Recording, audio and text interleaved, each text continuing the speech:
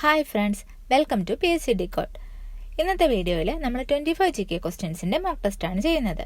കഴിഞ്ഞ വീഡിയോയിൽ നമ്മൾ ഒരു ക്വസ്റ്റ്യൻ പേപ്പർ സ്റ്റാർട്ട് ചെയ്തിരുന്നു. ആദ്യത്തെ ഒരു 25 ക്വസ്റ്റ്യൻസ് നമ്മൾ ചെയ്തിരുന്നു. ഇന്ന് നമ്മൾ അതിൻ്റെ ബാക്കിയായിട്ടുള്ള അടുത്തൊരു 25 ക്വസ്റ്റ്യൻസിൻ്റെ മോക്ക് ടെസ്റ്റാണ് നമ്മൾ ഇന്നത്തെ വീഡിയോയിൽ ചെയ്യുന്നത്. അപ്പോൾ കഴിഞ്ഞ വീഡിയോസൊക്കെ കണ്ടിട്ടില്ലാത്തവർ നിർബന്ധമായിട്ടും ആ വീഡിയോസൊക്കെ ഒന്ന് കണ്ടു നോക്കണം. നമ്മൾ ഈ പ്രീവിയസ് ക്വസ്റ്റ്യൻസ് ആൻസർ ചെയ്യേണ്ടത് വളരെ ഇമ്പോർട്ടൻ്റ് ആണ്. നമ്മളൊരു PSC എക്സാമിന് അഭിമുഖീകരിക്കാൻ പോകുമ്പോൾ തീർച്ചയായിട്ടും നമ്മൾ പ്രീവിയസ് ക്വസ്റ്റ്യൻസ് നന്നായി തന്നെ ചെയ്ത് നോക്കിയിട്ടുണ്ടാവണം. അപ്പോൾ നമ്മളിപ്പോൾ ഒരു 4-5 വീഡിയോസ് ആയിട്ട് പ്രീവിയസ് ക്വസ്റ്റ്യൻസ് ആൻസർ ചെയ്തുകൊണ്ടിരിക്കുകയാണ്. അപ്പോൾ ആ വീഡിയോസ് കണ്ടിട്ടില്ലാത്തവരൊക്കെ തീർച്ചയായിട്ടും അതൊന്ന് കാണേണ്ടതാണ്. അപ്പോൾ നമുക്ക് എന്തായാലും ഇന്നത്തെ മോക്ക് ടെസ്റ്റ് തുടങ്ങാം.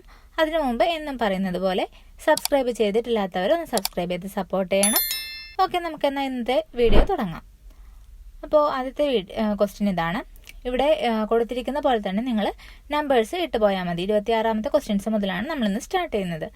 അപ്പോൾ ചോദ്യം നോക്കാം. താഴെ തന്നിരിക്കുന്നതിൽ ഇന്ത്യൻ ഭരണഘടനയുടെ ആമുഖത്തിൽ പരാമർശം ഇല്ലാത്ത ആശയം ഏത്? ഓപ്ഷൻ എ സമത്വം, ഓപ്ഷൻ ബി സാഹോദര്യം, ഓപ്ഷൻ സി ജനാധിപത്യം, ഓപ്ഷൻ ഡി വോട്ടവകാശം. ഇതിലേതാണ് ഇന്ത്യൻ ഭരണഘടനയുടെ ആമുഖത്തിൽ പരാമർശിച്ചിട്ടില്ലാത്തത്? ആൻസർ ഓപ്ഷൻ ഡി വോട്ടവകാശം. വോട്ടവകാശമാണ് ആമുഖത്തിൽ പരാമർശിച്ചിട്ടില്ലാത്തത്. ബാക്കി സമത്വം, ജനാധിപത്യം, സാഹോദര്യം ഇതെല്ലാനും പരാമർശിച്ചിട്ടുണ്ട്. അടുത്ത ചോദ്യം നോക്കാം. ഇന്ത്യയിലെ ആദ്യത്തെ ടെക്നോളജി പാർക്ക് സ്ഥിതി ചെയ്യുന്നത് എവിടെ? ഇന്ത്യയിലെ ആദ്യത്തെ ടെക്നോളജി പാർക്ക് എവിടെയാണ്? Option A Kochi, option B New Delhi, option C Thiruvananthapuram, option D Bangalore. Answer പറയാം. Option C Thiruvananthapuram. ഇന്ത്യയിലെ ആദ്യത്തെ ടെക്നോളജി പാർക്ക് തിരുവനന്തപുരത്താണ്. അടുത്ത ചോദ്യം. മൗലിക കടമകൾ ഉൾക്കൊള്ളുന്ന ഭരണഘടനാ വകുപ്പ് ഏത്? Option A article 51A, option B article 32, option C article 101A, option D article 256. മൗലിക കടമകൾ ഉൾക്കൊള്ളുന്ന ഭരണഘടനാ ആർട്ടിക്കിളാണ് ചോദിച്ചിരിക്കുന്നത്. Answer option A article 51A. മൗലിക കടമകൾ പറയുന്നത് ആർട്ടിക്കിൾ 51A. അടുത്ത ചോദ്യം. കേരളത്തിലെ സ്കൂളുകളെ മികവിന്റെ കേന്ദ്രങ്ങളാക്കി മാറ്റുന്ന ഹൈടെക് പദ്ധതി നടപ്പിലാക്കിയ പൊതുമേഖലാ സ്ഥാപനം ഏത്? Option A Kerala state IT mission, option B Kerala state infrastructure and technology for education, option C Kerala state financial enterprises limited, option D Kerala industrial infrastructure development corporation. ഇതിലേതാണ് കേരളത്തിലെ സ്കൂളുകളുടെ മികവിന്റെ കേന്ദ്രങ്ങളാക്കി മാറ്റുന്ന ഹൈടെക് പദ്ധതി നടപ്പിലാക്കിയ പൊതുമേഖലാ സ്ഥാപനം ഏതാണ്? ആൻസർ ഓപ്ഷൻ ബി ആണ്. Kerala state infrastructure and technology for education. അടുത്ത ചോദ്യം നോക്കാം. നമ്മുടെ മൗലികാവകാശങ്ങൾ സംബന്ധിച്ച തെറ്റായ പ്രസ്താവന തിരഞ്ഞെടുക്കുക. ഓപ്ഷൻ എ മൗലികാവകാശങ്ങൾ ഭരണഘടനയുടെ 3ാം ഭാഗമാണ്. ഓപ്ഷൻ ബി മൗലികാവകാശങ്ങൾ നിഷേധിക്കപ്പെട്ടാൽ കോടതിയെ സമീപിക്കാം. ഓപ്ഷൻ സി സ്വത്തവകാശം ഒരു മൗലികാവകാശമാണ്. ഓപ്ഷൻ ഡി സുപ്രീം കോടതിയെ മൗലികാവകാശങ്ങളുടെ സംരക്ഷകൻ എന്ന് വിശേഷിപ്പിക്കുന്നു. ഇതിലേതാണ് മൗലികാവകാശങ്ങളുമായി സംബന്ധിച്ച് തെറ്റായ പ്രസ്താവന? ആൻസർ ചെയ്തു എന്ന് കരുതുന്നു. ആൻസർ ഓപ്ഷൻ സി ആണ്. സ്വത്തവകാശം ഒരു മൗലികാവകാശമാണെന്നുള്ളത് തെറ്റാണ്. സ്വത്തവകാശം മൗലികാവകാശമല്ല. ബാക്കി 3 ഓപ്ഷൻസും ശരിയാണ്. അതായത് മൗലികാവകാശങ്ങൾ ഭരണഘടനയുടെ 3ാം ഭാഗത്താണ് ഉൾക്കൊള്ളിച്ചിരിക്കുന്നത്. മൗലികാവകാശങ്ങൾ നിഷേധിക്കപ്പെട്ടാൽ കോടതിയെ സമീപിക്കാൻ പറ്റും. പിന്നെന്താണ്? സുപ്രീം കോടതിയെ മൗലികാവകാശങ്ങളുടെ സംരക്ഷകൻ എന്ന് വിശേഷിപ്പിക്കുന്നു. അടുത്ത ചോദ്യം നോക്കാം. 2011 സെൻസസ് പ്രകാരം കേരളത്തിൽ സ്ത്രീ പുരുഷ അനുപാതം ഏറ്റവും കൂടുതലുള്ള ജില്ല ഏത്? Option A Kannur, option B Kottayam, option C Pathanamthitta, option D Ernakulam. Answer പറയാം. Answer option A Kannur. 2011 census പ്രകാരം കേരളത്തിൽ സ്ത്രീ പുരുഷ അനുപാതം ഏറ്റവും കൂടുതലുള്ള ജില്ല ഏതാണ്? കണ്ണൂരാണ്. അടുത്ത ചോദ്യം. എല്ലാവർക്കും പാർപ്പിടം നൽകുക എന്ന ലക്ഷ്യത്തോടെ കേരള സർക്കാർ നടപ്പിലാക്കി വരുന്ന പദ്ധതിയുടെ പേര്? ഓപ്ഷൻ എ ആർദ്രം പദ്ധതി, ഓപ്ഷൻ ബി സുഭിക്ഷ കേരളം പദ്ധതി, option C rebuild Kerala initiative, option D life mission പദ്ധതി. ഇതിലേതാണ് എല്ലാവർക്കും പാർപ്പിടം നൽകുക എന്ന ലക്ഷ്യത്തോടെ കേരള സർക്കാർ നടപ്പിലാക്കി വരുന്ന പദ്ധതി? ആൻസർ ഓപ്ഷൻ ഡി ആണ്. ലൈഫ് മിഷൻ പദ്ധതിയാണ് എല്ലാവർക്കും പാർപ്പിടം നൽകുക എന്ന ലക്ഷ്യത്തോടെ കേരള സർക്കാർ നടപ്പിലാക്കുന്ന പദ്ധതി. ലൈഫ് മിഷൻ പദ്ധതി. അടുത്ത ചോദ്യം നോക്കാം. ഭരണഘടനാ വ്യവസ്ഥകൾ പ്രകാരം ഇന്ത്യൻ പൗരത്വം ലഭിക്കുന്നതിന് അടിസ്ഥാനമല്ലാത്ത മാനദണ്ഡം ഏത്? ഓപ്ഷൻ എ 1950 ജനുവരി 26 ശേഷം ഇന്ത്യൻ ഭൂപ്രദേശത്ത് ജനിച്ച വ്യക്തിയായിരിക്കണം. ഓപ്ഷൻ ബി മാതാപിതാക്കളിൽ ഒരാൾ ഇന്ത്യൻ പൗരനായിരിക്കണം. ഓപ്ഷൻ സി 18 വയസ്സ് പൂർത്തിയായിരിക്കണം. ഓപ്ഷൻ ഡി 5 വർഷമോ അതിലധികമോ കാലമായി ഇന്ത്യൻ ഭൂപ്രദേശത്ത് താമസിക്കുന്ന ആളായിരിക്കണം.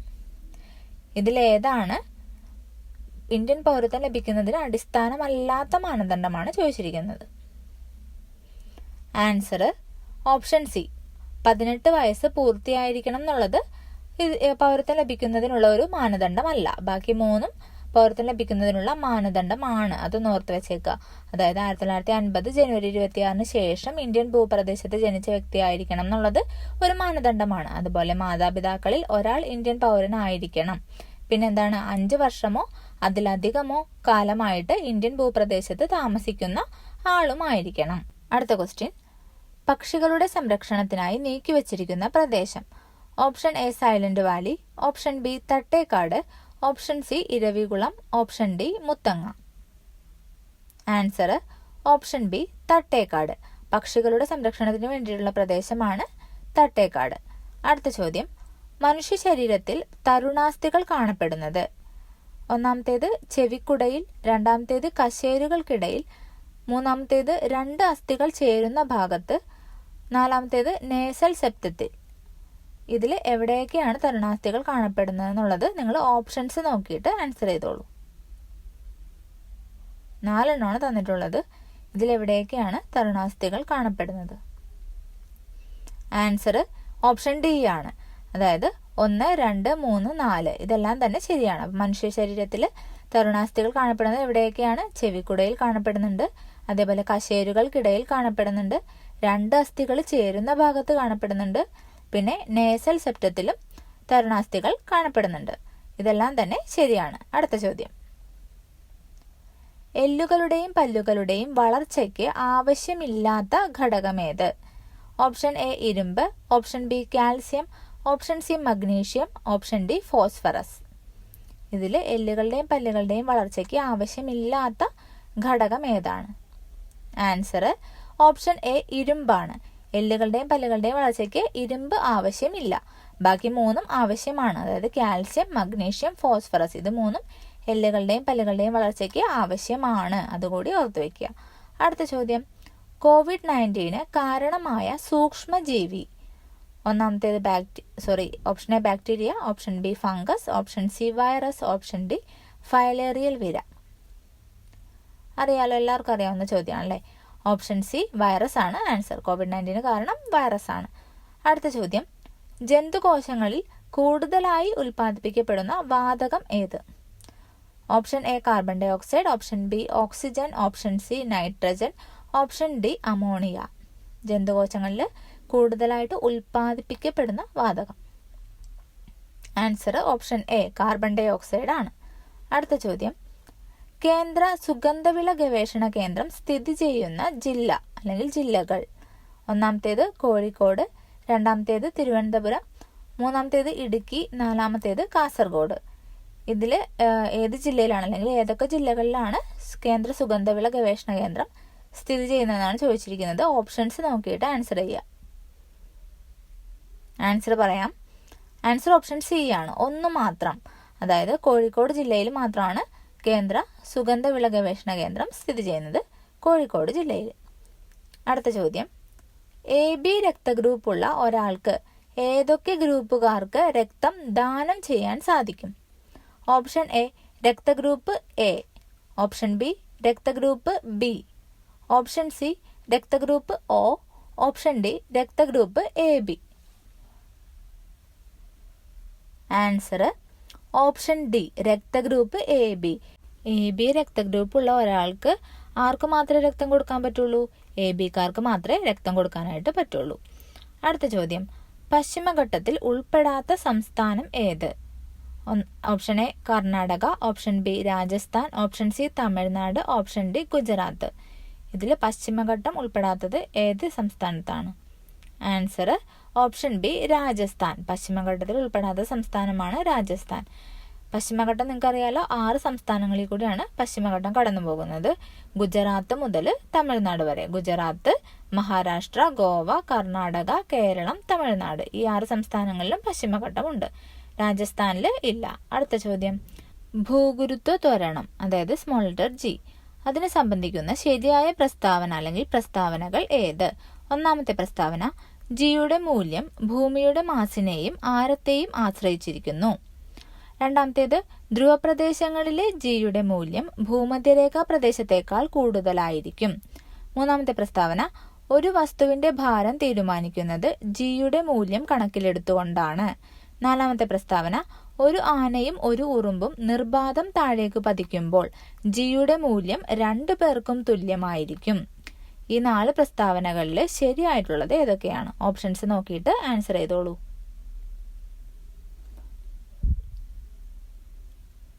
ആൻസർ ഓപ്ഷൻ ഡി ആണ്. അതായത് എല്ലാം ശരിയാണ്. ഈ 4 പ്രസ്താവനകളും ശരിയാണ്. പ്രസ്താവന നമുക്കൊന്നുകൂടി വായിക്കാം. അതായത് ജിയുടെ മൂല്യം ഭൂമിയുടെ മാസിനെയും ആരത്തെയും ആശ്രയിച്ചിരിക്കുന്നു, അത് ശരിയാണ്. ധ്രുവപ്രദേശങ്ങളിലെ ജിയുടെ മൂല്യം ഭൂമധ്യരേഖാ പ്രദേശത്തേക്കാൾ കൂടുതലായിരിക്കും. ഒരു വസ്തുവിന്റെ ഭാരം തീരുമാനിക്കുന്നത് ജിയുടെ മൂല്യം കണക്കിലെടുത്തുകൊണ്ടാണ്. ഒരു ആനയും ഒരു ഉറുമ്പും നിർബാധം താഴേക്ക് പതിക്കുമ്പോൾ ജിയുടെ മൂല്യം 2 പേർക്കും തുല്യമായിരിക്കും. ഈ പ്രസ്താവനകളെല്ലാം തന്നെ ശരിയാണ്.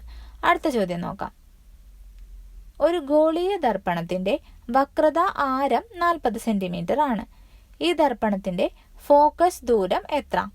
Option A 80 centimetre, option B 20 metre, option C 200 centimetre, option D 20 centimetre. Answer option D 20 centimetre. വക്രത ആരത്തിന്റെ നേർപകുതി ആയിരിക്കും ഫോക്കസ് ദൂരം. അപ്പോൾ 40 സെന്റിമീറ്റർ ആണ് വക്രത ആരം, അതിന്റെ പകുതി 20 സെന്റിമീറ്റർ ആണ് ഫോക്കസ് ദൂരം. അടുത്ത ചോദ്യം, താഴെ തന്നിരിക്കുന്ന പ്രസ്താവനകളിൽ തെറ്റായ പ്രസ്താവന അല്ലെങ്കിൽ പ്രസ്താവനകൾ ഏത്? ഒന്നാമത്തെ പ്രസ്താവന, ഒരു ദ്രാവകത്തിൽ ഒരു വസ്തുവിന് അനുഭവപ്പെടുന്ന പ്ലവക്ഷമ ബലം വസ്തുവിന്റെ സാന്ദ്രതയെ മാത്രം ആശ്രയിച്ചിരിക്കുന്നു. രണ്ടാമത്തെ പ്രസ്താവന, ഒരു വസ്തു ഭാഗികമായോ പൂർണ്ണമായോ ഒരു ദ്രവത്തിൽ മുങ്ങിയിരിക്കുമ്പോൾ അതിൽ അനുഭവപ്പെടുന്ന പ്ലവക്ഷമ ബലം വസ്തു ആദേശം ചെയ്ത ദ്രവത്തിന്റെ ഭാരത്തിനു തുല്യമായിരിക്കും. മൂന്നാമത്തെ പ്രസ്താവന, ഒരു കല്ല് ജലത്തിൽ മുങ്ങിയിരിക്കുമ്പോൾ കല്ലിനുണ്ടായ ഭാരക്കുറവ് അതിനനുഭവപ്പെടുന്ന പ്ലവക്ഷമ ബലത്തിന് തുല്യമായിരിക്കും. നാലാമത്തെ പ്രസ്താവന, കടലിൽ നിന്ന് ശുദ്ധജല തടാകത്തിലേക്ക് കടക്കുന്ന കപ്പൽ കൂടുതൽ താഴുന്നത് കടൽ ജലത്തിന്റെയും ശുദ്ധജലത്തിന്റെയും സാന്ദ്രതാ വ്യത്യാസം കൊണ്ടാണ്. ഇതിൽ തെറ്റായിട്ടുള്ള പ്രസ്താവന അല്ലെങ്കിൽ പ്രസ്താവനകളാണ് കണ്ടെത്തേണ്ടത്. ഓപ്ഷൻസ് നോക്കിയിട്ട് ആൻസർ ചെയ്യാം.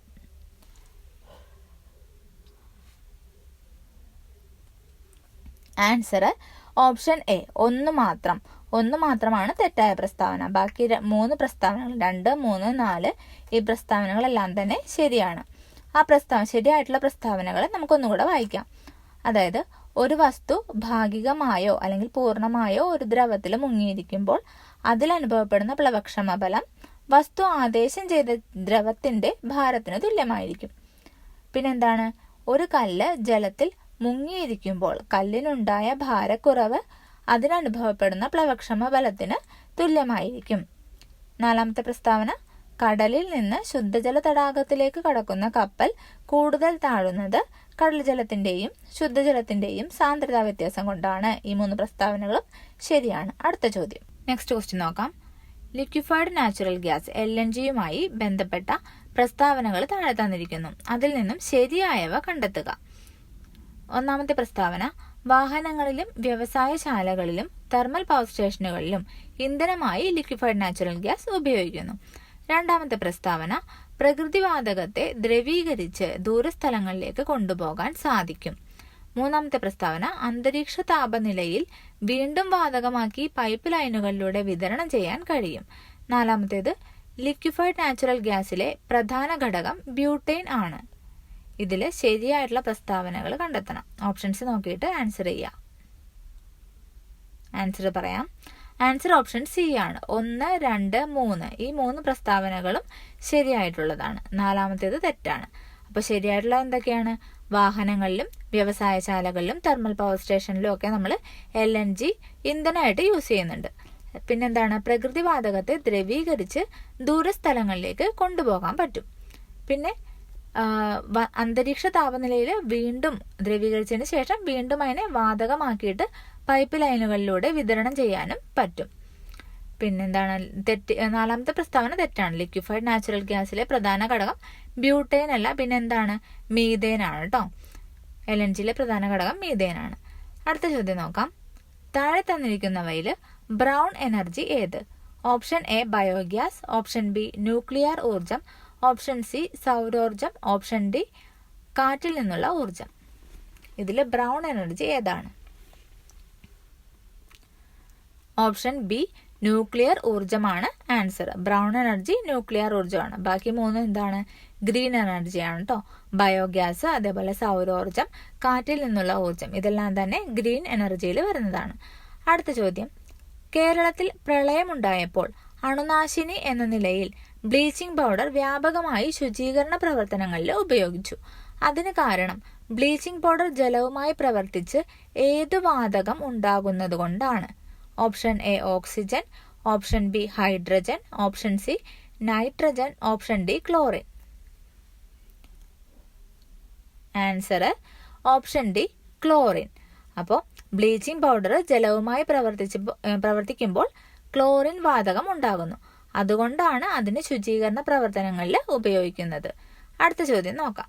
താഴെ തന്നിരിക്കുന്ന ലായനിയെ സംബന്ധിച്ച പ്രസ്താവനകളിൽ ശരിയായവ തിരഞ്ഞെടുക്കുക. ഒന്നാമത്തെ പ്രസ്താവന, ലീനത്തിന്റെ സ്വഭാവം ലേയത്വത്തെ സ്വാധീനിക്കുന്ന ഒരു ഘടകമാണ്. രണ്ടാമത്തെ പ്രസ്താവന, പൂരിത ലായനി ഉണ്ടാകുന്നതിന് മുമ്പുള്ള അവസ്ഥയിൽ ലായനിയെ അതിപൂരിത ലായനി എന്ന് വിളിക്കുന്നു. മൂന്നാമത്തെ പ്രസ്താവന, ഒരു നിശ്ചിത താപനിലയിൽ പരമാവധി ലീനം ലയിച്ചു ചേർന്നു കിട്ടുന്ന ലായനിയാണ് പൂരിത ലായനി. നാലാമത്തെ പ്രസ്താവന, എല്ലാ ലവണങ്ങളുടെയും ലേയത്വം താപനില കൂടുമ്പോൾ കൂടുന്നു. ഈ 4 പ്രസ്താവനകളിൽ ശരിയായിട്ടുള്ളത് തിരഞ്ഞെടുക്കുക. ഓപ്ഷൻസ് നോക്കിയിട്ട് ആൻസർ ചെയ്തോളൂ. ആൻസർ പറയാം. ആൻസർ ഓപ്ഷൻ എ ആണ്. 1ഉം 3ഉമാണ് ശരിയായിട്ടുള്ള പ്രസ്താവനകൾ. അതായത് ലീനത്തിന്റെ സ്വഭാവം ലയത്വത്തെ സ്വാധീനിക്കുന്ന ഒരു ഘടകമാണ്, അത് ശരിയാണ്. അതുപോലെ ഒരു നിശ്ചിത താപനിലയിൽ പരമാവധി ലീനം ലയിച്ചു ചേർന്ന് കിട്ടുന്ന ലായനിയെ പൂരിത ലായനി എന്ന് പറയുന്നു, അതും ശരിയാണ്. ഈ രണ്ടാമത്തെ പ്രസ്താവനയിൽ എന്താ പറഞ്ഞിരിക്കുന്നത്?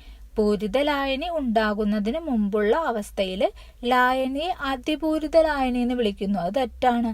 അതിപൂരിത ലായനിയല്ല, അപൂരിത ലായനിയാണ് കേട്ടോ. പൂരിത ലായനി ആവുന്നതിന് മുമ്പുള്ള അവസ്ഥയിൽ ലായനി എന്താണ്? അപൂരിത ലായനിയാണ്. നാലാമത്തെ പ്രസ്താവനയിൽ എല്ലാ ലവണങ്ങളുടെയും ലേയത്വം താപനില കൂടുമ്പോൾ കൂടുന്നു, ഇല്ല. എല്ലാ ലവണങ്ങളുടെയും ലേപത്വം താപനില കൂടുന്നതിനനുസരിച്ച് കൂടുന്നില്ല. അടുത്ത ചോദ്യം നോക്കാം. ആറ്റം മാതൃകയുമായി ബന്ധമുള്ള ഏതാനും ചില പ്രസ്താവനകൾ താഴെ തന്നിരിക്കുന്നു. അതിൽ ശരിയായ പ്രസ്താവന അല്ലെങ്കിൽ പ്രസ്താവനകൾ ഏതാണ് എന്നാണ് ചോദിച്ചിരിക്കുന്നത്. ഒന്നാമത്തെ പ്രസ്താവന, റൂദർഫോർഡിന്റെ സൗരയൂഥ മാതൃകയിൽ ഇലക്ട്രോണുകൾ ന്യൂക്ലിയസിനു ചുറ്റും സഞ്ചരിക്കുമ്പോൾ ഊർജം നഷ്ടമാവുകയും ക്രമേണ അത് ന്യൂക്ലിയസിൽ പതിക്കുകയും ചെയ്യുന്നു. രണ്ടാമത്തെ പ്രസ്താവന, ബോർ മാതൃകയിൽ ഒരു നിശ്ചിത ഷെല്ലിൽ പ്രദക്ഷിണം ചെയ്യുന്നിടത്തോളം കാലം ഇലക്ട്രോണുകൾക്ക് ഊർജം കൂടുകയോ കുറയുകയോ ചെയ്യുന്നില്ല. മൂന്നാമത്തെ പ്രസ്താവന, ബോർ മാതൃക പ്രകാരം ന്യൂക്ലിയസിൽ നിന്നുള്ള അകലം കൂടുന്തോറും ഷെല്ലുകളുടെ ഊർജം കൂടി വരുന്നു. നാലാമത്തെ പ്രസ്താവന, തോംസൺ മാതൃകയിൽ തണ്ണിമത്തന്റെ ഭക്ഷ്യയോഗ്യമായ ഭാഗത്തിലുടനീളം പോസിറ്റീവ് ചാർജും വിത്ത് പോലെ ഇലക്ട്രോണുകളും വിതരണം ചെയ്യുന്ന ഒരു തണ്ണിമത്തനുമായി ആറ്റത്തെ ഉപമിച്ചിരിക്കുന്നു. ഇതില് ശരിയായിട്ടുള്ള പ്രസ്താവനകൾ കണ്ടെത്തുക. ഓപ്ഷൻസ് നോക്കിയിട്ട് ആൻസർ ചെയ്തോളൂ. ആൻസർ ചെയ്തു എന്ന് വിചാരിക്കുന്നു. സമയം തികയുന്നില്ലെങ്കിൽ വീഡിയോ പോസ് ചെയ്തിട്ട് ആൻസർ ചെയ്യാം. ആൻസർ പറയാം. ആൻസർ ഓപ്ഷൻ ഡി ആണ്. 1, 2, 3, 4 ഈ 4 പ്രസ്താവനകളും ശരിയാണ്. അപ്പൊ നമുക്ക് പ്രസ്താവനകൾ ഒന്നും കൂടി പറയാം. റൂദർഫോർഡിന്റെ സൗരയൂഥ മാതൃകയിലെ ഇലക്ട്രോണുകൾ ന്യൂക്ലിയസിനു ചുറ്റും സഞ്ചരിക്കുമ്പോൾ ഊർജ്ജം നഷ്ടമാവുകയും ക്രമേണ അത് ന്യൂക്ലിയസിൽ പതിക്കുകയും ചെയ്യുന്നു, അത് ശരിയാണ്. റുദർഫോർഡിന്റെ ആറ്റം മാതൃകക്കുള്ള ഒരു ഡ്രോബാക്കും അത് തന്നെയായിരുന്നു. രണ്ടാമത്തെ പ്രസ്താവനയിൽ എന്താണ്? ബോർ മാതൃകയിൽ ഒരു നിശ്ചിത ഷെല്ലിൽ പ്രദക്ഷിണം ചെയ്യുന്നിടത്തോളം കാലം ഇലക്ട്രോണുകൾക്ക് ഊർജ്ജം കൂടുകയോ കുറയുകയോ ചെയ്യുന്നില്ല. പിന്നെ ബോർ മാതൃക പ്രകാരം ന്യൂക്ലിയസിൽ നിന്നുള്ള അകലം കൂടുന്തോറും ഷെല്ലുകളുടെ ഊർജം കൂടി വരുന്നു. തോംസൺ മാതൃകയിലാണെങ്കിൽ തണ്ണിമത്തന്റെ ഭക്ഷ്യയോഗ്യമായിട്ടുള്ള ഭാഗത്തിലുടനീളം പോസിറ്റീവ് ചാർജും വിത്തുപോലെ ഇലക്ട്രോണുകളും വിതരണം ചെയ്യുന്ന ഒരു തണ്ണിമത്തനുമായിട്ടാണ് ആറ്റത്തെ ഉപമിച്ചിരിക്കുന്നത്. എല്ലാ പ്രസ്താവനകളും ശരിയാണ്, ഓർത്തു വെച്ചേക്കാം. അടുത്ത ചോദ്യം നോക്കാം. അടുത്തത് അവസാനത്തെ ചോദ്യമാണ്, 50ാമത്തെ ചോദ്യം. 2022 രസതന്ത്രത്തിനുള്ള നോബൽ സമ്മാനം Carolyn R Bertozzi, Morten Meldal, K Barry Sharpless എന്നിവർക്ക് ലഭിച്ചു. എന്ത് വികസിപ്പിച്ചെടുത്തതിനാണ് ഇവർക്ക് നോബൽ സമ്മാനം കിട്ടിയത്? ഓപ്ഷൻ എ ലിഥിയം അയൺ ബാറ്ററികളുടെ വികസനത്തിന്, option B asymmetric organocatalysis വികസനം, ഓപ്ഷൻ സി ജീനോം എഡിറ്റിംഗിനുള്ള ഒരു രീതി വികസിപ്പിച്ചതിന്, ഓപ്ഷൻ ഡി ക്ലിക്ക് കെമിസ്ട്രിയുടെയും ബയോ ഓർത്തോഗണൽ കെമിസ്ട്രിയുടെയും വികസനം. ആൻസർ ചെയ്തോളൂ. ആൻസർ ഓപ്ഷൻ ഡി ആണ്.